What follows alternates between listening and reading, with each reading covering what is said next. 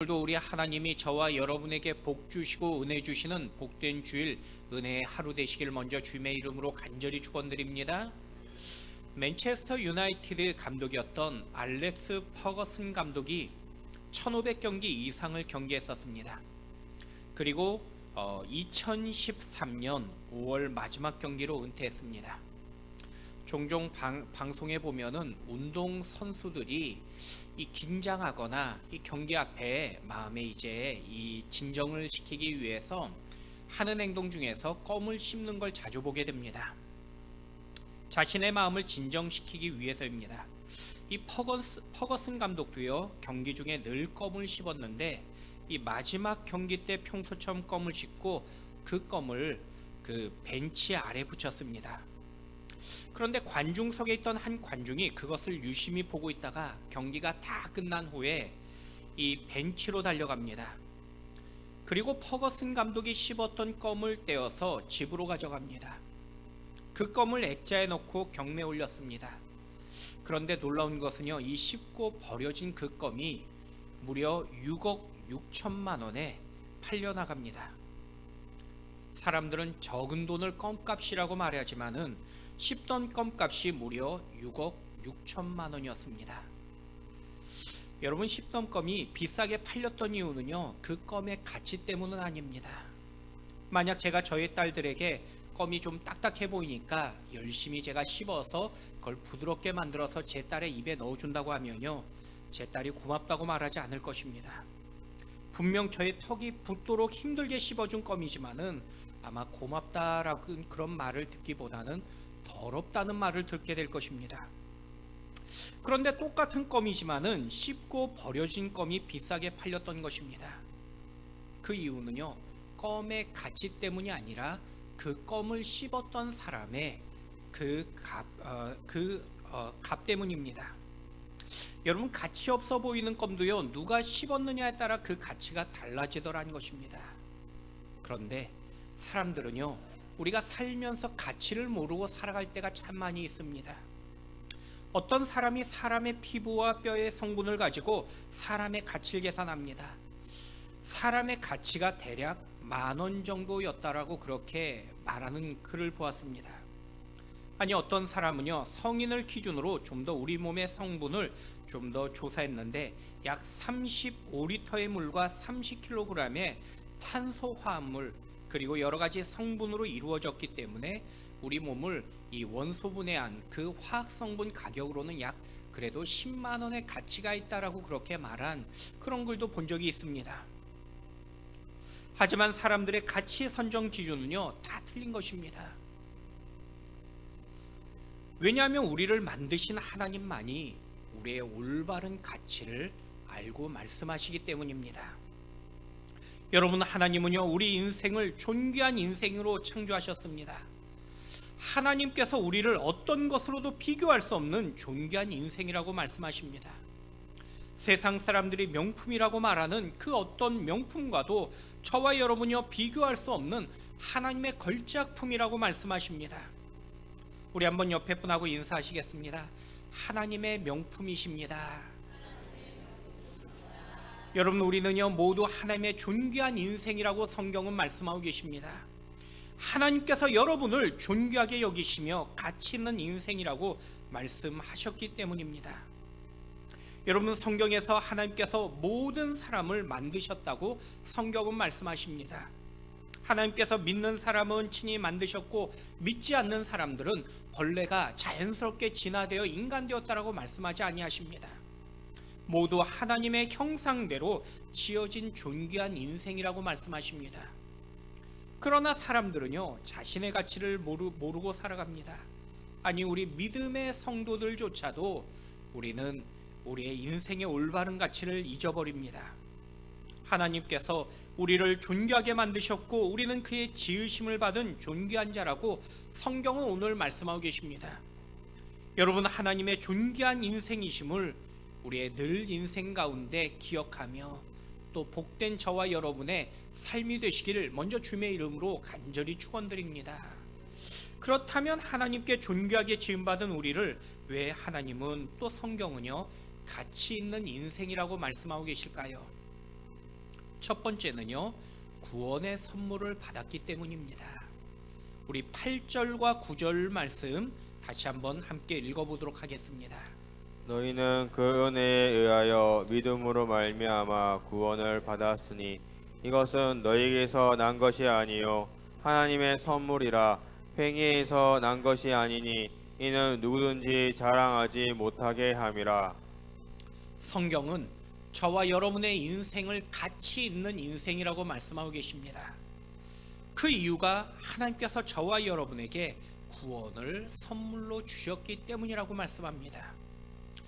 여러분, 성경에서 사람은요, 하나님의 지음을 받았기 때문에 먼저 존귀하다고 말씀하고 계십니다. 결코 함부로 대하거나 함부로 해도 될 사람은요, 이 땅에 아무도 없습니다.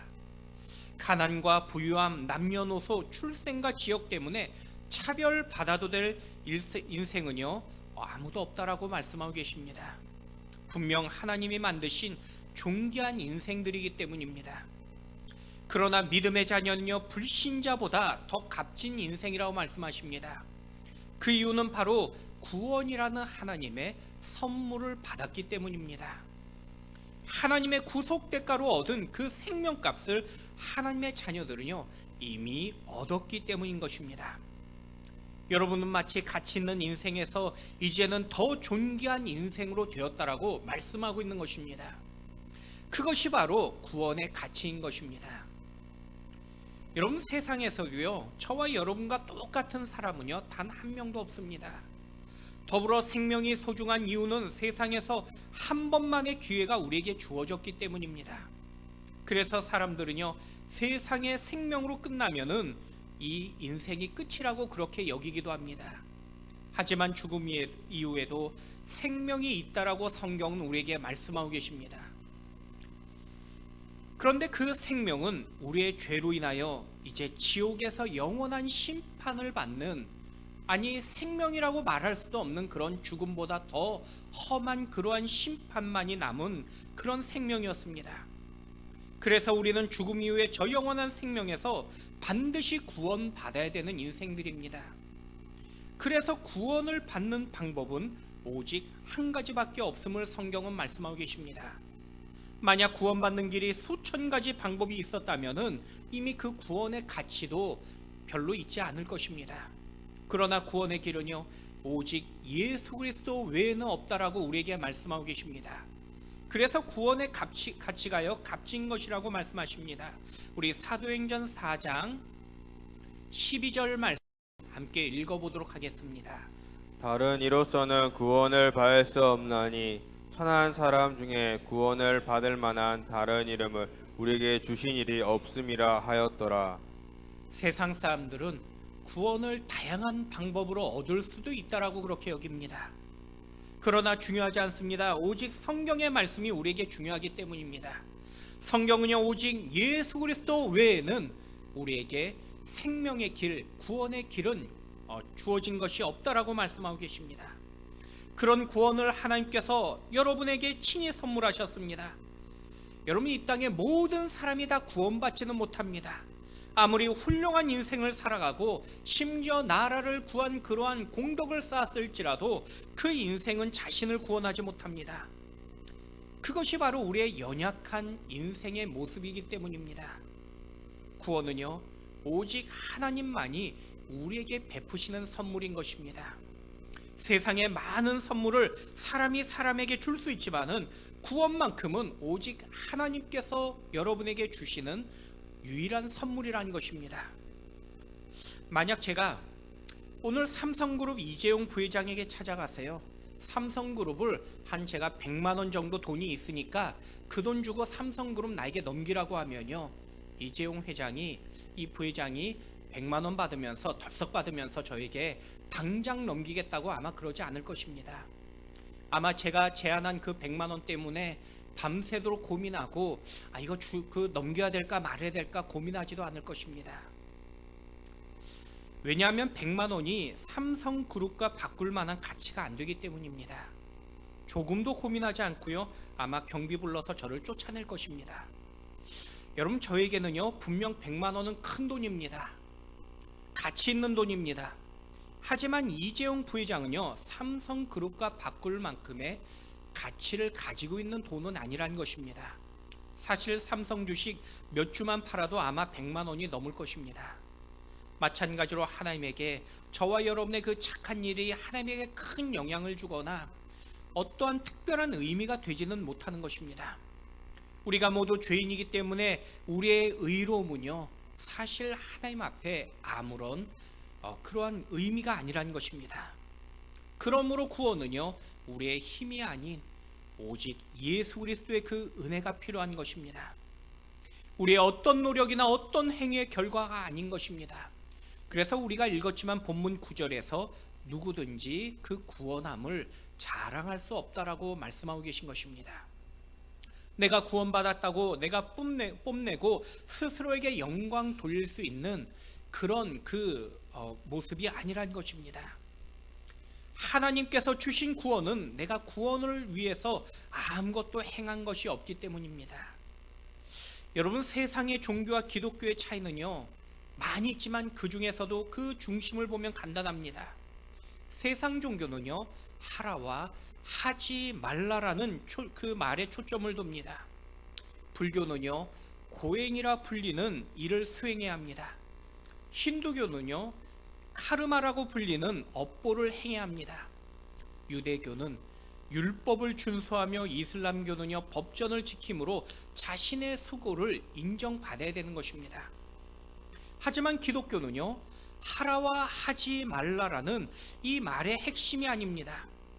바로 관계가 핵심입니다. 하나님과 나의 관계이고요, 주님과 예수 그리스도와 나와 관계 속에서 바로 기독교의 가장 큰 핵심이 있는 것입니다. 그리고 그 사랑의 관계가 나를 통해서 세상으로 점점 퍼져가게 주님은 말씀하며 명령하신 것입니다. 여러분, 내가 누리는 구원은요, 바로 하나님의 선물이라고 오늘 성경은요, 말씀하고 계십니다. 우리의 선한 행위로 구원을 누구도 얻을 수 없다고 말씀하십니다. 그 이유는 오직 하나님의 은혜일 뿐이기 때문입니다. 그래서 우리의 악한 행위로도요, 우리의 구원을 이룰 수조차 없다고 말씀하십니다. 많은 사람들이 오해하는 것이 구원을 선한 행위로 얻고 또 감정으로 잃어버린다라고 그렇게 오해하십니다. 그래서 내가 어떤 선한 행위나 신앙의 행위를 통해서 구원을 얻을 것이라고 여깁니다. 반대로 우리의 양심이나 감정에 따라서 구원을 내가 얻었다가 또 잃어버리기도 했다라고 우리는 그렇게 오해합니다. 물론 우리는요, 구원을 얻었지만 육신의 연약함과 죄성으로 여전히 마음으로 죄를 범하고 부끄러운 행동을 행하기도 합니다. 하지만 그럼에도 성경은 우리에게 말씀하고 계십니다. 우리의 어떤 행동이나 감정으로도 우리의 구원을 바꿀 수 없다라고 말씀하고 계십니다. 그래서 바울은요, 오늘 담대하게 이렇게 선포합니다. 우리 로마서 8장 38절과 39절 말씀 같이 한번 읽어보겠습니다. 내가 확신하노니 사망이나 생명이나 천사들이나 권세자들이나 현재의 일이나 장래일이나 능력이나 높음이나 깊음이나 다른 어떤 피조물이라도 우리를 우리 주 그리스도 예수 안에 있는 하나님의 사랑에서 끊을 수 없으리라. 여러분, 바울은요, 내가 확신하며 말한다고 그렇게 이야기합니다. 하나님의 사랑에서 우리를 그 어떤 것도 끊을 수 있는 것이 없다라고 그는 고백합니다. 여러분, 하나님의 선물이 얼마나 큰지를 알고 있다면 우리는 이 땅에 주어진 시간을 함부로 살아갈 수 없게 됩니다. 우리는 구원의 삶에 맞추어 살아가는 삶이 하나님의 지음받은 존귀한 인생의 시작이 됨을 알기 때문입니다. 여러분, 지금도 영국에 가면요, 왕이 존재합니다.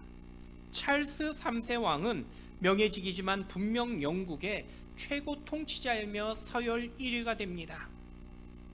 그리고 그의 아들 윌리엄 왕자가 다음 후계자로 되어 있습니다.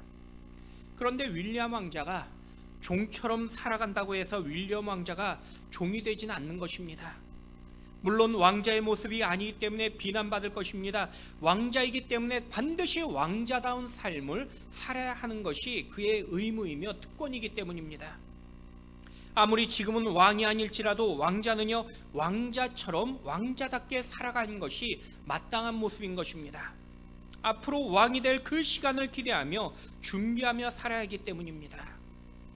여러분, 우리도요 하나님의 자녀며 구원받은 백성이라고 말씀하고 계십니다. 하나님의 지음심을 받은 그 거룩한 모습으로 우리는 오늘도 살아가야 됨을 말씀하고 계십니다. 우리는 구원을 받았기 때문에 구원의 확신으로 감사하며 오늘 하루를 살아가야 됩니다. 여러분, 구원의 확신 가운데 믿음의 축복을 누리는 오늘 저와 여러분 되시기를 다시 한번 주님의 이름으로 간절히 축원드립니다. 두 번째는 하나님 때문에 또한 우리는 가치 있는 존재라고 말씀하고 계십니다. 우리 오늘 본문 10절 말씀 같이 한번 읽어보도록 하겠습니다.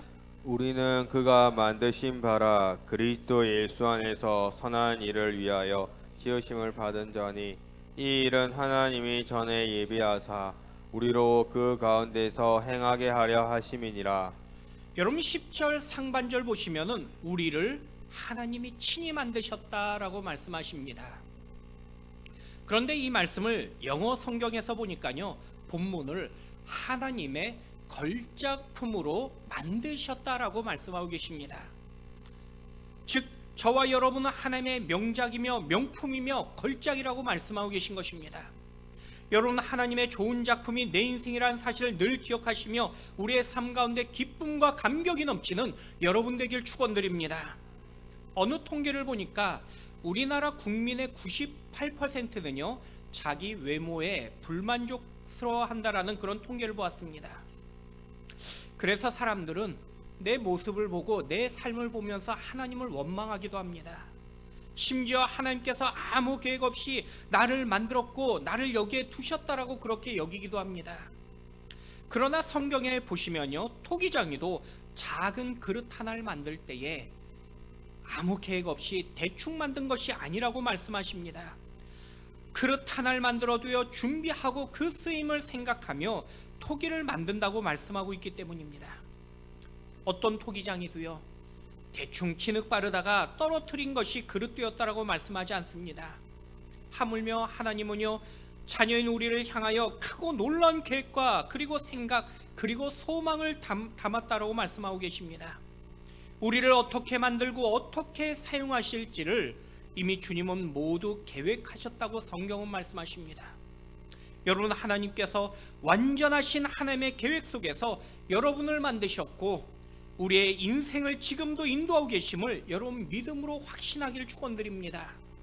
여러분, 우리에게 어떠한 환경, 어떤 고난이 지금 찾아와도요 하나님을 우리가 원망할 수 없는 이유는요, 하나님의 크고 놀라운 계획 속에서 오늘의 이 시간까지 분명 여전히 하나님의 인도하고 계심을 우리는 믿기 때문이라는 것입니다.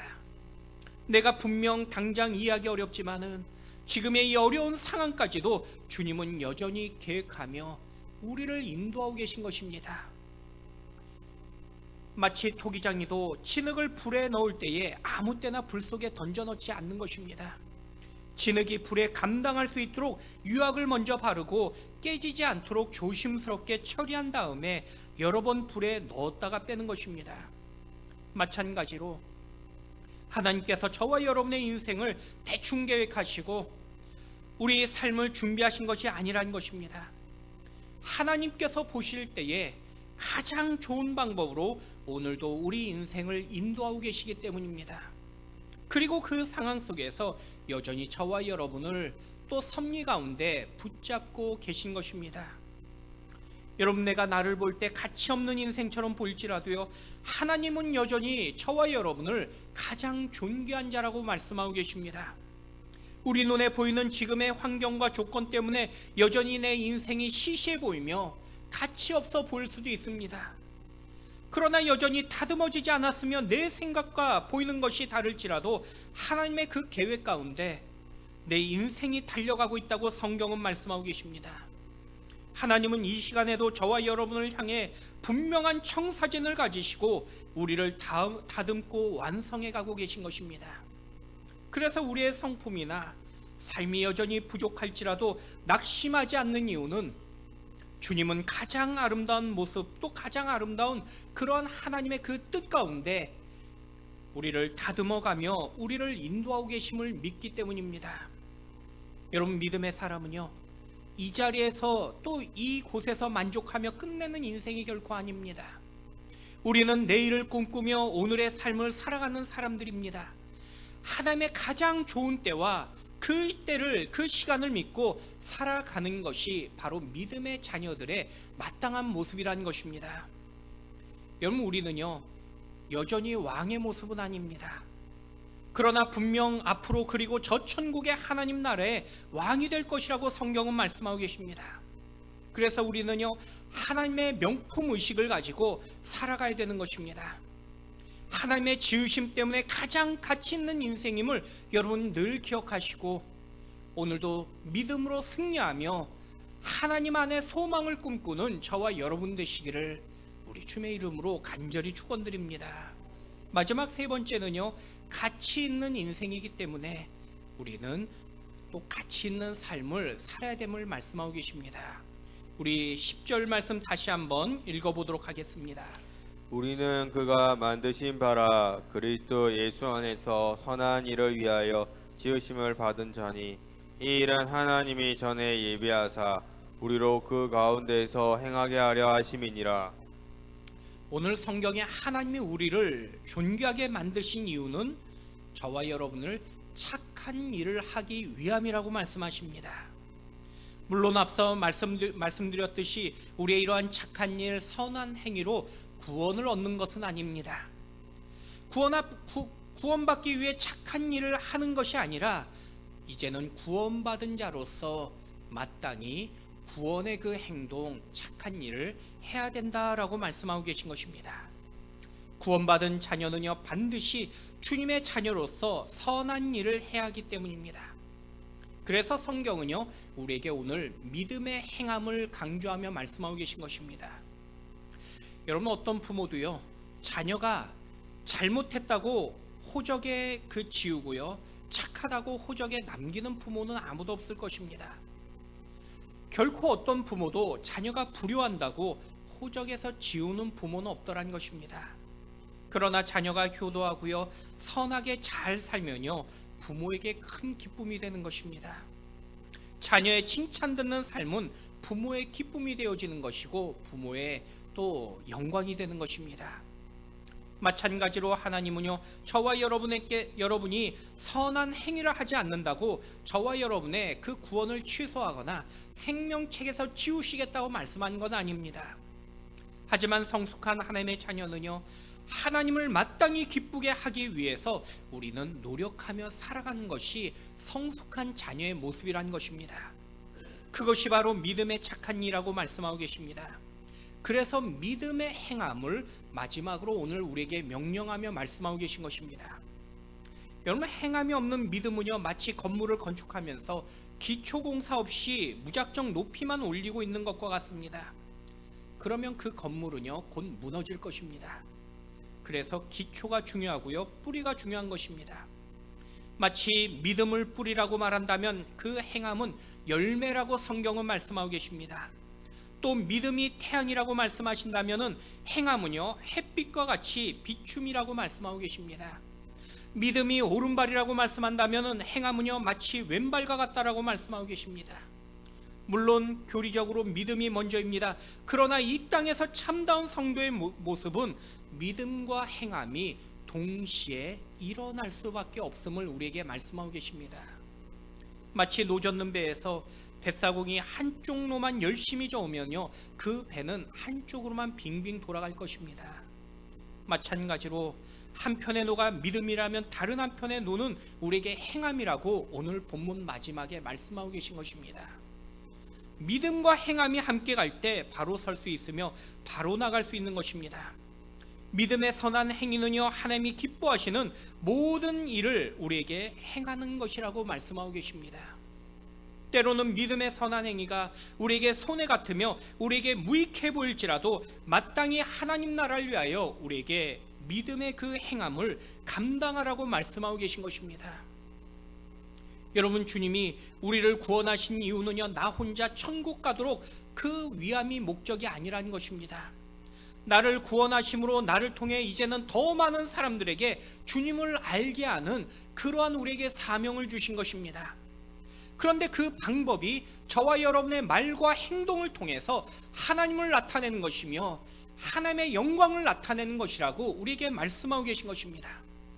그것이 바로 하나님께서 첫 번째로 저와 여러분을 구원하신 목적이며, 그리고 그 구원의 목적이 이제는 다른 사람들에게 선하게 나타나는 우리의 그 사명이라고 말씀하고 계신 것입니다. 헨리 나우엔의 희망의 씨앗이란 책에 이런 글이 있습니다. 우리가 천국에 가면 우리는 어떤 질문을 받게 될까? 사는 동안 얼마나 벌었느냐? 얼마나 많은 친구를 사귀었느냐? 사회적으로 얼마나 성공했느냐? 만약 주님이 우리에게 이런 질문만 하신다면 우리 가운데 자신 있게 대답할 수 있는 사람은요 많을 것입니다. 하지만 주님께서는 그런 질문을 하지 않습니다. 주님은 오직 물으십니다. 내 형제 중 지극히 작은 자에게 행한 선한 일은 무엇이냐? 주님은 반드시 여러분에게 그렇게 물으실 것입니다. 여러분, 우리가 구원받은 하나님의 백성이라면요, 우리는 분명 그 부르심의 현장에서 하나님의 선하심을 드러내야 되는 것입니다. 그것이 바로 우리의 사명인 것입니다. 하나님께서 오늘 저와 여러분에게 맡겨주신 그 사명의 현장에서 우리는 구원받은 자로서 마땅한 삶의 모습을 보여줘야 되는 것입니다. 그때 우리의 선한 행위를 통해서 하나님은 더 영광 받으시고 기뻐하신다고 말씀하고 계십니다. 여러분, 믿음의 자녀라는 것은요 쉬운 길이 아니라는 것입니다. 우리는 단지 이 자리에서만 거룩하면 믿음의 자녀의 모습을 다했다라고 여기지만은, 우리는 어느 곳에서든지 믿음의 자녀다운 말과 행동을 해야 되는 것입니다. 그래서 쉽지 않은 믿음의 삶이라는 것입니다. 여러분, 하나님의 지음받은 마땅한 삶의 모습을 여러분의 이 한 주간의 삶 속에 드러내시며 하나님의 영광을 나타내시는 저와 여러분 되시기를 우리 주님의 이름으로 간절히 축원드립니다. 말씀을 맺겠습니다. 우리가 성경을 보시면은 하나님께서 우리에게 창조하셨다, 만들었다, 이런 말씀을 우리는 자주 보게 됩니다. 그런데 사실 세상의 종교 가운데서도요, 세상의 우상과 신들이 사람을 만들었다라는 일명 창조 신화들은 존재하고 들려집니다. 하지만 내가 너를 낳았다라는 말씀은요, 그 어떤 세상의 신화에서도 등장하지 않는 유일한 하나님의 말씀입니다. 그런데 이처럼 하나님께서 나를 향하여 내가 너를 낳았다는 이 말씀은요, 우리에게 더 큰 의미를 부여합니다. 여러분, 이 자리에서 우리 자녀를 낳으신 분들이 많이 계시지만은 자녀를 낳기 위해서는요 저절로 그 자녀가 나아지는 것이 아니더라는 것입니다. 무려 10달을 태에서 품으셨고요, 또 정과 사랑으로 그 태중의 아이를 사랑을 베풀게 됩니다. 태어날 때를 기다리며 필요한 것을 준비합니다. 태 자녀를 위해서 부모는 모든 것을 때로는 포기하고 절제하기도 합니다. 먹고 싶은 것이 있어도요 아이를 위해 먹지 않고요, 먹기 싫은 것이 있어도 내 뱃속에 있는 아이를 위해서 먹는 것이 어머니의 그 모습이란 것입니다. 결국 수고와 해산을 겪으면서 아이를 아름답게 낳게 되는 것입니다. 여러분, 오늘 하나님께서 저와 여러분을 위해서 하나님은 해산의 고통과 똑같은 아픔으로 우리를 위해 아파하셨고 또 때로는 우리를 위해 기뻐하셨다고 말씀하십니다. 여러분, 그 존귀한 존재가 바로 여러분 한 분 한 분 되십니다. 여러분, 우리는요 하나님의 은혜 가운데 구원받은 값진 인생들입니다. 하나님께서 주신 구원은 가장 값진 선물이라고 말씀하고 계십니다. 그리고 이 선물의 가치를 아는 사람은 구원에 합당한 삶을 살아갈 수밖에 없게 되는 것입니다.